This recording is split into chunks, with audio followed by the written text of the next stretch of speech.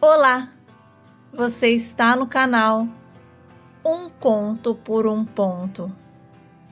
Eu te convido a curtir, a comentar, a compartilhar e se inscrever no nosso canal. Por muito tempo eu tentei me livrar das drogas, mas parecia impossível encontrar algo que me motivasse a abandonar aquela vida. Mesmo consciente de que eu estava me afundando cada vez mais, dar o primeiro passo para mudar aquela situação não era nada fácil. E quando eu aparecia na casa dos meus pais, eles ficavam apavorados porque, em uma ocasião, tranquei a minha mãe no banheiro e roubei todos os eletrodomésticos enquanto o meu pai e o meu irmão estavam no trabalho. E apesar de me sentir culpado e um traidor ao ouvir a minha mãe implorar para que eu parasse e não deixasse o vício me cegar ainda mais, eu não dei ouvidos a ela e levei tudo, mas tudo o que eu podia. E antes de entrar no carro do meu amigo, que estava na porta de casa, eu fui até a janela do banheiro e disse à minha mãe que eu a amava muito e que, se ela pudesse, que me perdoasse. E aos prantos a mamãe disse que também me amava e que eu já estava perdoado. E como prova do meu amor, eu entreguei a chave do banheiro para ela e saí correndo. Entrei no carro do meu amigo e fui vender os eletrodomésticos e só voltei lá dias depois, quando a poeira já tinha baixado. Eu só aparecia em casa para levar alguma coisa. E por isso os meus pais pararam de substituir os itens perdidos. Eles não compravam mais nada de valor para que eu não pudesse levar. O que restava era uma geladeira velha que mal conseguia manter os alimentos frios e um fogão que apenas uma boca estava funcionando. Olha, a casa que antes era cheia de conforto, infelizmente, refletia a desolação e a insegurança trazidas pelo meu vício.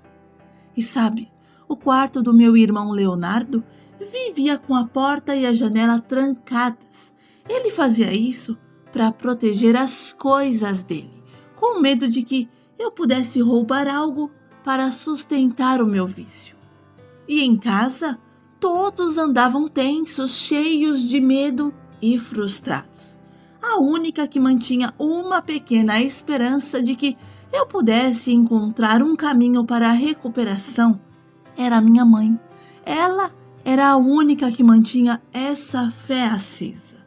A mamãe acreditava que eu podia mudar e eu via nos olhos dela quando me dizia isso.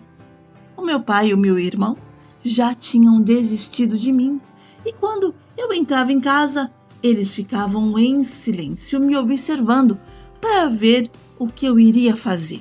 E se por acaso eu me dirigisse ao barracão onde o meu pai guardava suas ferramentas, ele já me mandava voltar, dizendo que lá não tinha nada do meu interesse. E aquilo me deixava muito irritado. Sem os eletrodomésticos para vender, comecei a buscar outras formas de sustentar o meu vício. Passei a frequentar áreas mais perigosas da cidade, onde me envolvia com pessoas de má índole, fazia pequenos furtos, assaltava velhinhos indefesos e desprotegidos. E uma vez, achando que todo velhinho era indefeso, acabei levando uma surra de um que era lutador de artes marciais. E por causa dele eu fui preso. Mas o delegado logo me liberou e mandou eu tomar um rumo na vida. As minhas aparições em casa tornaram-se cada vez mais raras. E quando eu aparecia era porque eu estava doente, ferido ou num estado deplorável. Eu já nem de longe lembrava o garoto bonito das fotografias, sabe? A minha aparência física se deteriorou drasticamente. E ninguém dizia que Eu só tinha 23 anos. E toda vez era a mesma coisa.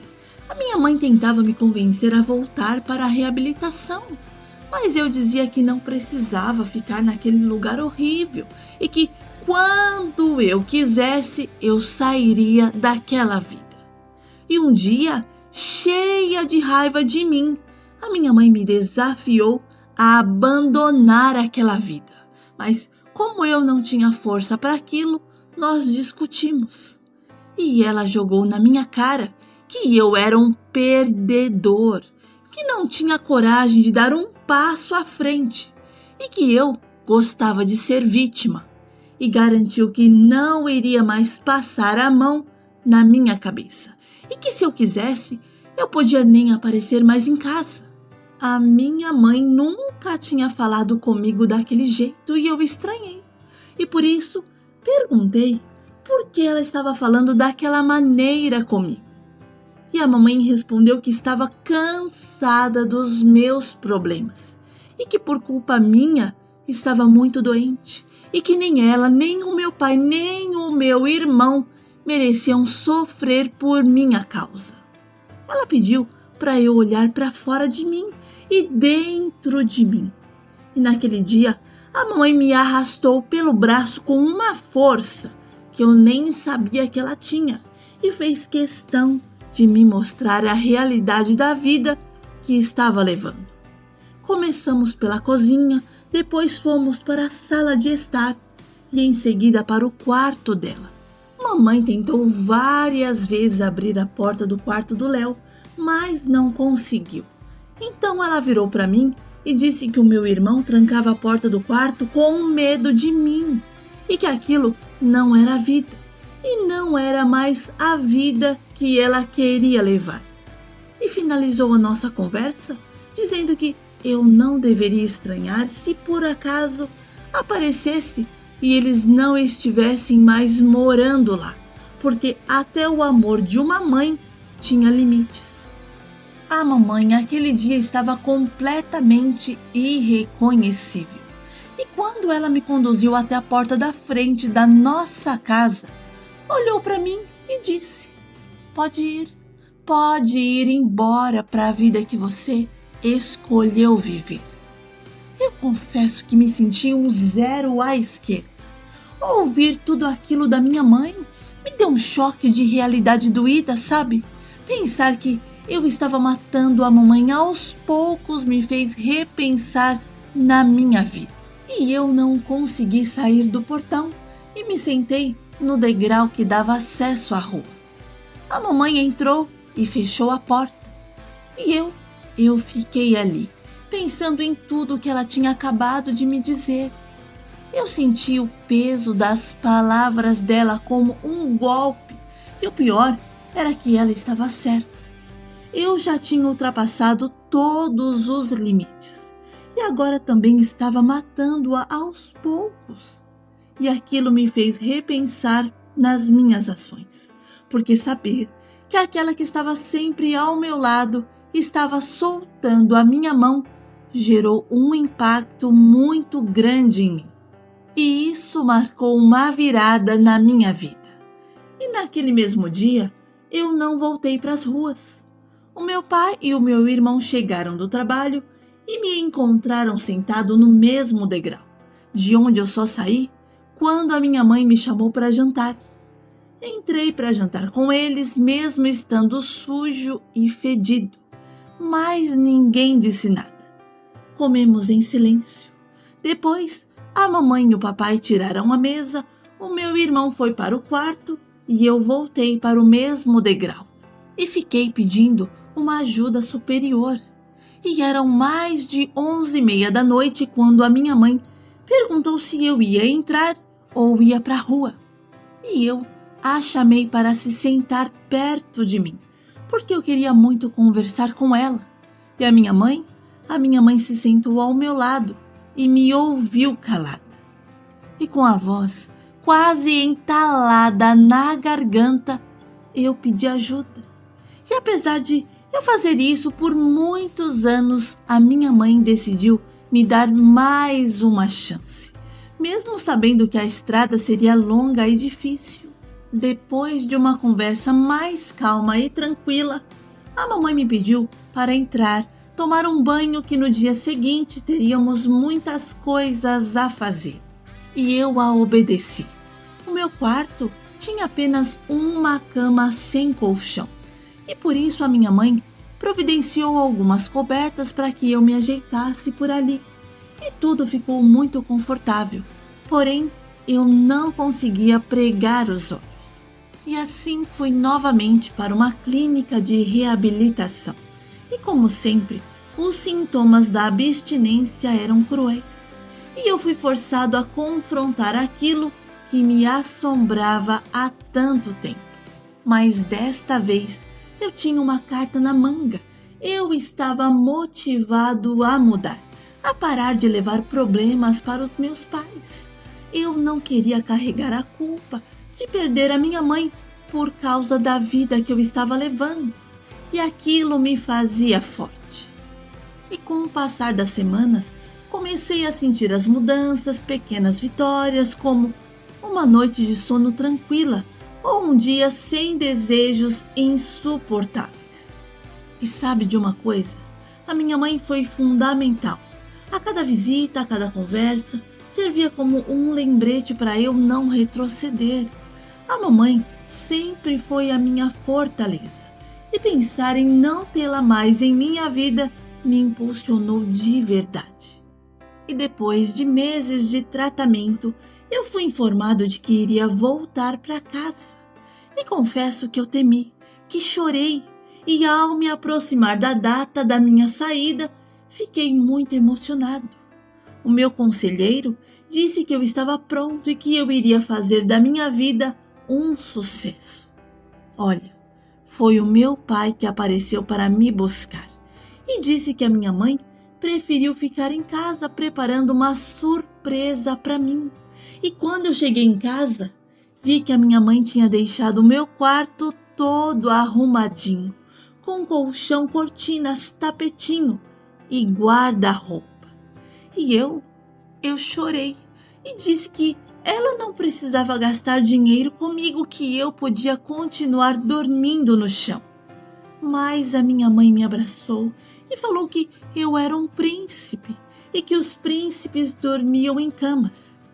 Depois de passar meses na reabilitação, eu não consegui dormir direito na primeira noite e usei uma técnica de relaxamento que eu havia aprendido, e aos poucos fui relaxando.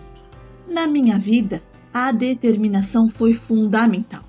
Eu fui muito determinado porque no dia a dia é fácil ser levado de volta para as velhas práticas. Os velhos amigos, uma cervejinha aqui, um cigarrinho ali. E quando eu percebi que estava quase caindo em tentação, perguntei ao meu irmão se no lugar onde ele trabalhava não estavam precisando de alguém. E ele prometeu conversar com o pessoal de lá e me ajudou a montar o meu currículo. E eu fiquei ansioso, sabe? E todos os dias eu perguntava se ele tinha conversado com o pessoal. A empresa onde o meu irmão trabalhava era muito boa e tinha bastante benefícios. E eu fiquei na expectativa, mas eles nunca me chamaram.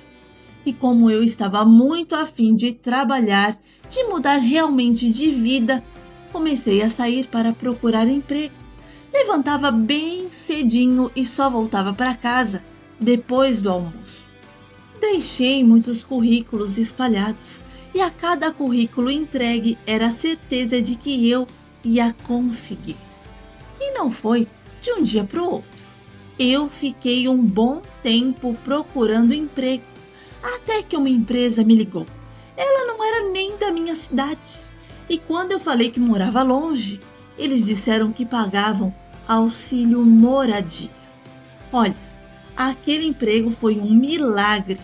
E sinceramente eu nem sei como o meu currículo chegou até lá. Os meus pais ficaram um pouco temerosos e disseram que era melhor eu esperar por outra oportunidade. Mas eu queria muito trabalhar e por isso eu aceitei a vaga. e a empresa onde eu fui contratado era imensa, com muitos funcionários, e eu gostei muito do que eu fazia. Além disso, eu podia fazer hora extra. E quando finalmente fui registrado, eu decidi que era hora de presentear a minha mãe.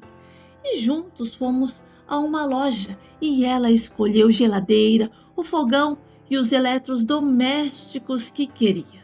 E foi através desses itens que eu conheci a minha esposa. Ela foi a vendedora que me atendeu e fez de tudo para eu conseguir parcelar no carnê. Ficamos conversando e a Ana me contou que na adolescência teve problemas com drogas, mas conseguiu superar com a graça de Deus. E ali foi o início de tudo. Ela me passou o seu número de telefone dizendo que iria me apresentar a algumas pessoas legais e vivia me convidando para encontros de jovens e palestras. E um dia eu decidi aceitar um desses convites e gostei muito. Depois convidei a Ana para um jantar romântico e a partir dali não nos largamos mais. Começamos a namorar, noivamos e nos casamos. E eu estou limpo até hoje. O meu filho mais velho, o Eliseu, está com 15 anos e a minha caçula com 11 anos. O meu pai faleceu e a minha mãe mora comigo, porque eu fiz questão de retribuir o que ela fez por mim. E a mamãe é muito amada aqui em casa.